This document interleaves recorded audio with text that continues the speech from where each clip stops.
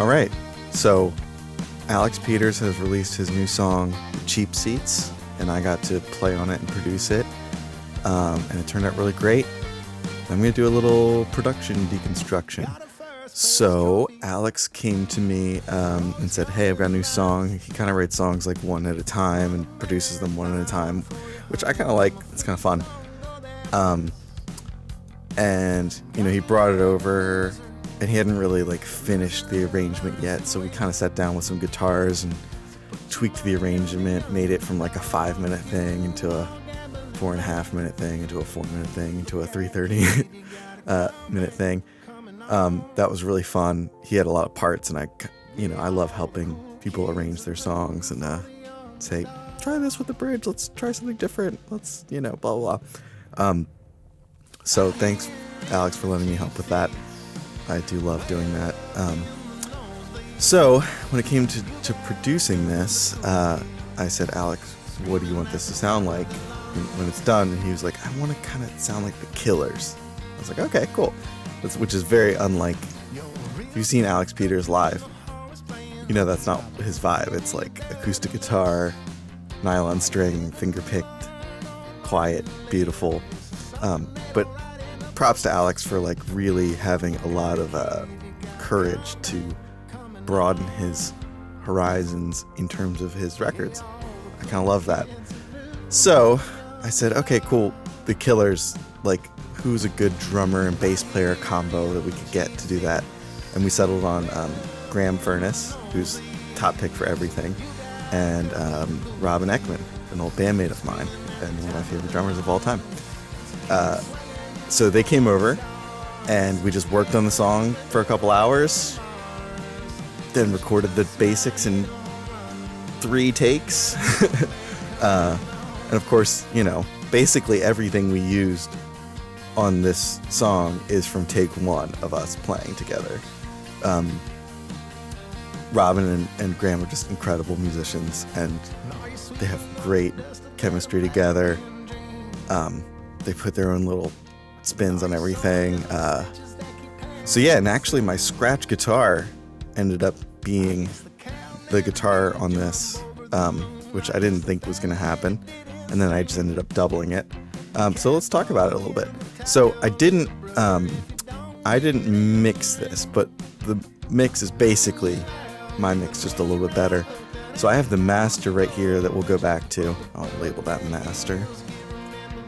Mike Monsoor did an awesome job mastering it, but we'll listen to my mix and just go through things. So there's my count in. 2.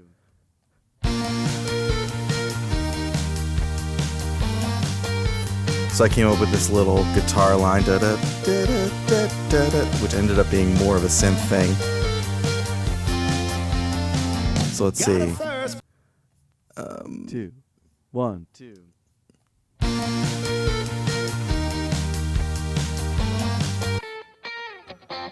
That's my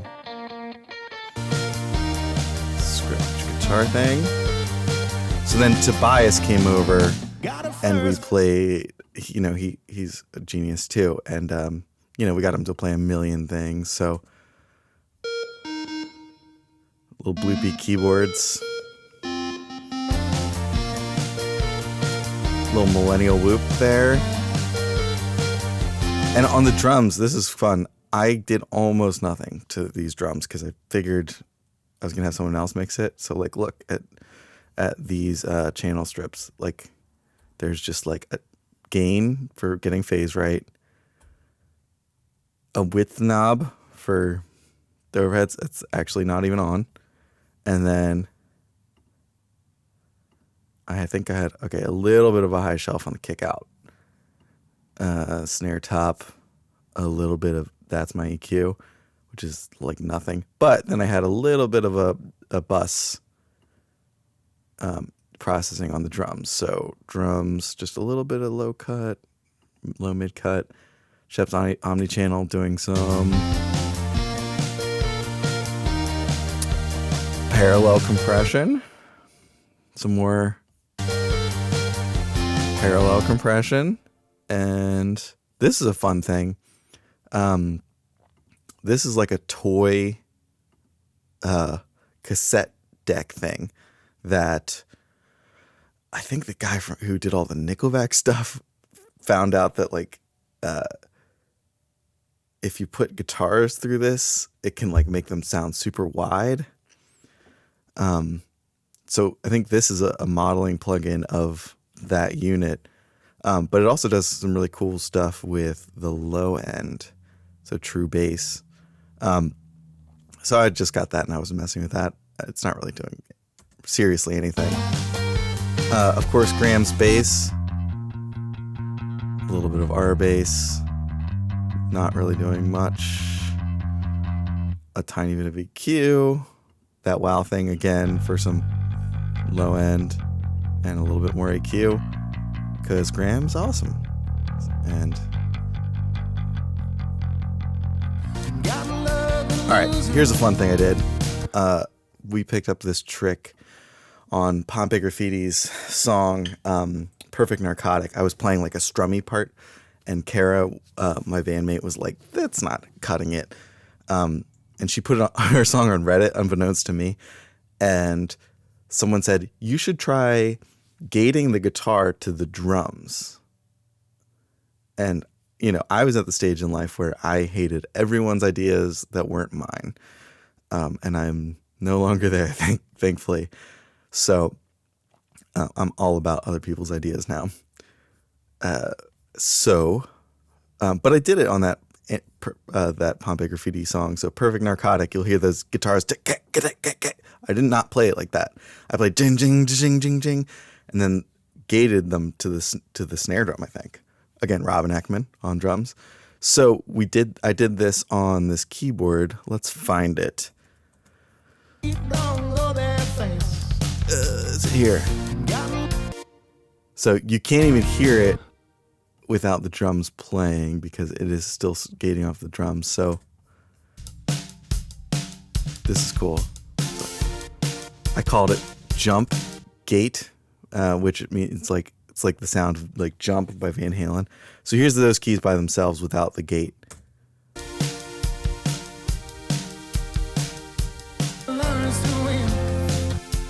And then here's the sound with the gate. And there's sometimes it's like unpredictable how it's gonna like, if it's just the snare, or if it's just the kick, or if it's the hi-hat also. But that's a trick I do all the time now because it just gives a lot of movement to everything. Okay, what else do we got? Again, my scratch guitar, and then just doubled. We did a whole day of recording extra guitars on this. I was like, all right, let's be serious now and really record guitars. And everything we did, Alex was just like, I don't know, man, that scratch guitar, there's something special about it. And honestly, that's been a lot of my records recently that I've helped produce and kind of co-write and play and arrange on. Like my scratch guitar ends up being used. Another song I just did for Dirk, you know, the scratch guitar solo ended up being pretty awesome. Like, but I did re-record it, and I actually just had to learn my own solo for half of it. It's kind of fun. All right.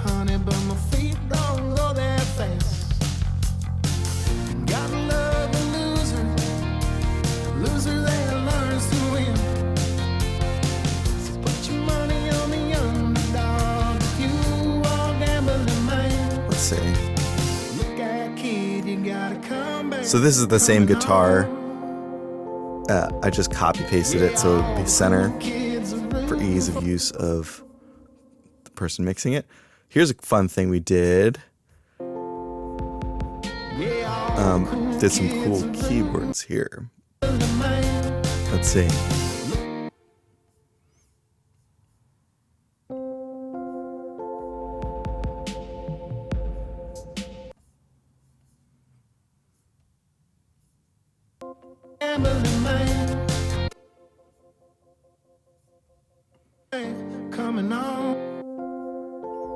So that's Tobias playing, and then through some Echo Boy and some Valhalla. Okay, and then Tobias did something really cool. He added these. We were just like joking around about this bridge, and he's like, "Yeah, what if we did some like fake keyboard drums, and he's just it's like hip hop. So here those are, and again, like, you know, they started earlier, but we decided they should come in here. So here's what those sound like. Here's with nothing on them. But then make them kind of epic. We reverb and then distortion. Okay, and then Robin played this awesome fill here, and we did something to it.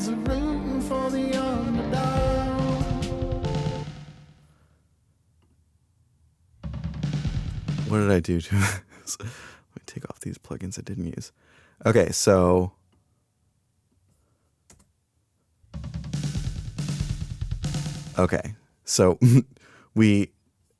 I think I accidentally put a delay on this track, and so instead of going it goes.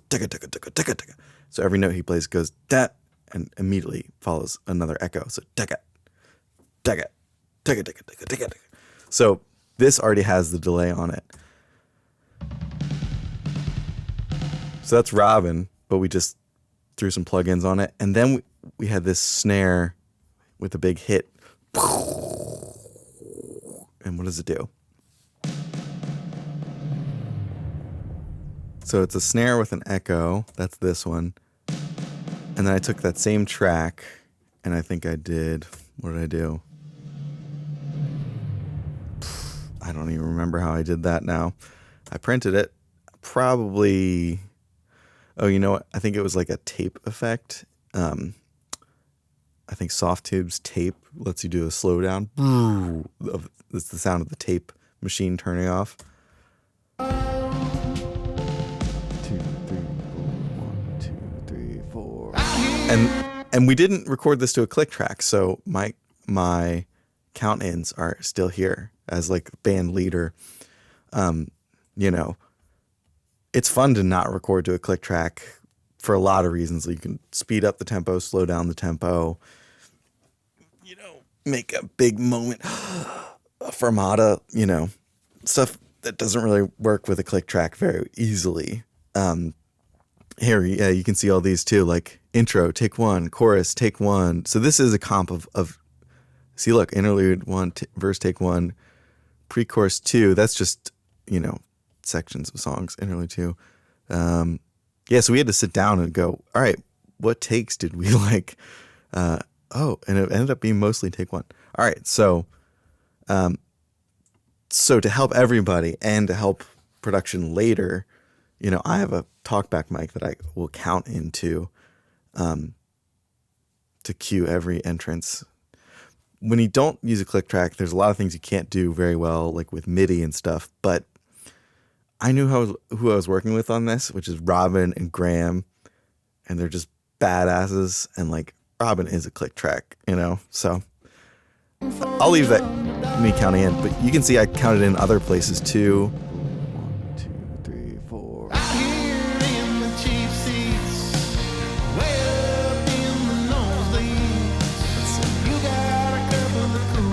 Nice keyboard pads.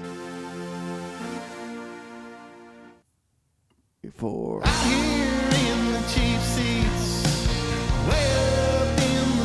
And we did stuff where we like had another vocal of Alex's, and I ran it through my like Neve style preamp and really distorted it. So it's kind of like, this is like a baseball themed song. So to me, it's kind of like the announcer, you know, out here at the cheap seats. What else do we have? Screaming at the top of their lungs. Oh, we all did some background vocals. They ended up pretty quiet in the final mix, but let's listen to them. BGVs with reverb. Screaming at the top of their lungs. So there's Tobias. Here we're gonna start. Here's Tobias and Graham. Screaming at the top of their lungs. Of course, they're just beautiful singers, and me just fucking screaming. and screaming notes that like I know I can't sing. Like Screaming at the top of their lungs. let's here we can embarrass me, right? Screaming at the top of their lungs. So those are not it, but it's probably these.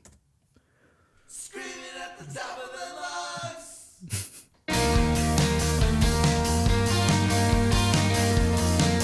You're a real tough cookie in the hallways playing hooky while they're giving you dirty looks. Are you living to learn or learning to live? This is something they don't write in the books. Love this synth line. Look out, kid, That's Tobias, just genius.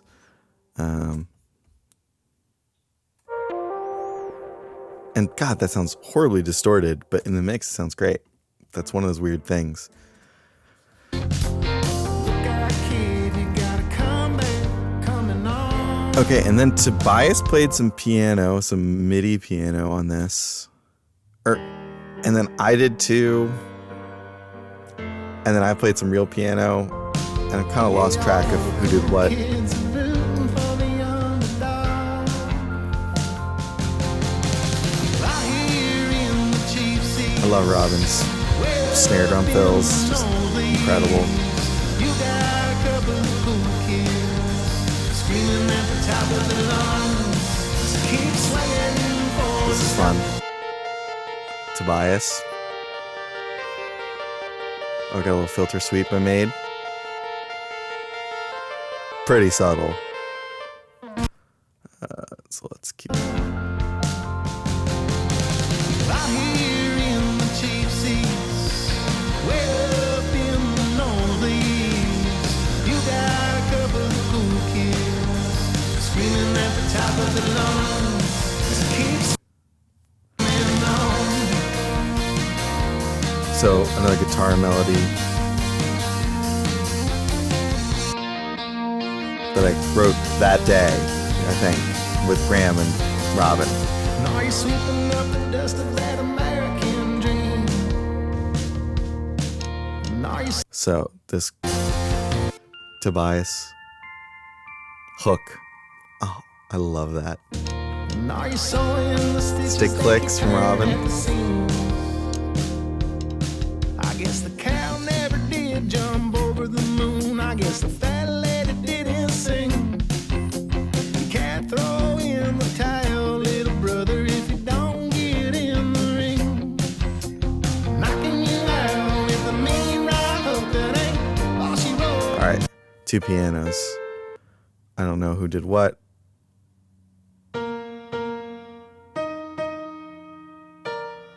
So the real piano, V44, that's my piano over there. It belonged to my Uncle Spencer. That's me playing. With lots of effects. Here's what it sounds like with no effects.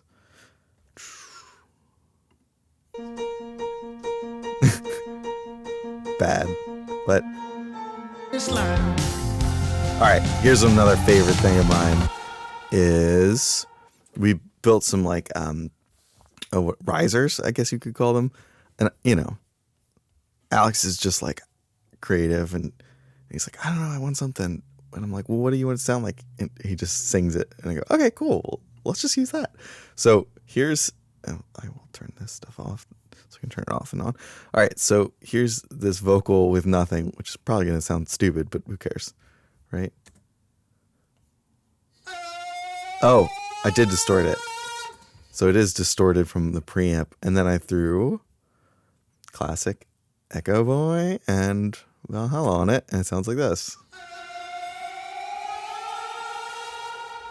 And let's see. I think we double that with like a... I think there's a keyboard riser. Is it this guy?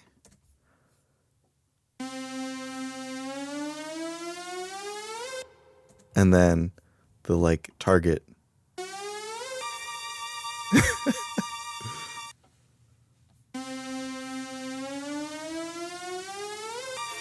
So all together, here's that riser. Oh, no, that's not the vocal. Here we go. And playing together at the same time, they don't make a very sonorous harmonic texture. Like they don't make a chord or an interval that keeps going up, consistently. But it doesn't really matter. We just kind of perceive it as a rising motion. So it sounds worse on its own, as most things do. In the cheap seats, way up in the nosebleeds. You got a couple Full of cool kids screaming at the top of Nice vocal harmonies from Graham in the and cheap Tobias. seats, way up in the nosebleeds. You got a Couple of cool kids kids screaming at the top of their lungs. Here's me doing the crowd, which we've heard. screaming at the top of their lungs. Holy crap, that's me singing the highest notes I've ever sung. Screaming at the top of their lungs. Not that. Let's see. Screaming at the top of their lungs. Screaming at the top of their lungs. Is it this one? Screaming at the top of their lungs. Yeah. Was that a B flat? Screaming at the top of their lungs. Keep swinging. Let's see. Yep. A to B flat. Ooh. Keep swinging. But for like a crowd vocal, you don't want everything to be perfect because that's not how crowds sound. Unless you're at Screaming at the top of their lungs. a Jacob Collier concert. Screaming at the top of their lungs. Keep swinging for the stars. Yeah, Jupiter. I love that keyboard. Again, way more distorted than I would know Yeah, Jupiter and Mars. these background vocals. Yeah, Jupiter. And Mars. 'Cause you just might hit a home run. You gotta come back coming on. And again, Alex's vocal distortion. Super cool. And Laura Brino kind of did a similar thing on one of her songs that I worked on recently. I love that. There's no sound like that, you know. Go to parties. You'll never learn to dance. All right, then. Tobias did this little keyboard outro.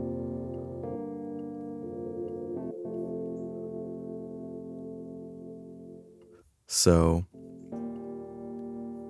I guess I put a tremolo on here and an amp simulator and some reverb. And I guess I did like a space echo thing, and I guess I printed it.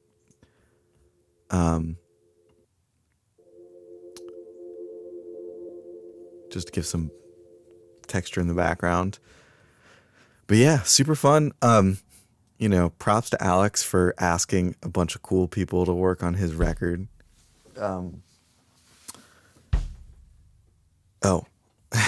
Hey, look, a smart person takes drum samples at the end of their session because you never know what you're gonna need. So I started doing that. So if anyone wants a Robin Ekman cheap seats drum sample pack, let me know. So props to Alex for asking and, trusting me. He asked me who I thought would be great, and Graham is always number one. And then we usually ask Graham, who do you think you want to play drums with you? And, it was between a couple people, and they all would have been great, but Robin was just freaking amazing. And the song took a while to come out, just because, we worked on it a lot. So yeah, Robin did an incredible job. Just like, literally, he's just like, going for it every time. Like, man, what a just beast drummer. And Robin and I were in a band together for like 7 or 8 years. So man, it's just so much fun to play with him. Tobias had a lot of cool counter melody things that didn't end up getting used, but I think he should just make his own song out of them. Yeah, so props to Alex for, taking on some risks of genre and personnel, and, we took a lot of time to make this, and hope you like it. And the video is pretty fun, and Ben Green did the final mix, and Mike Monsoor did the master. So hope you enjoy it, and go listen to Alex Peters, The Cheap Seats.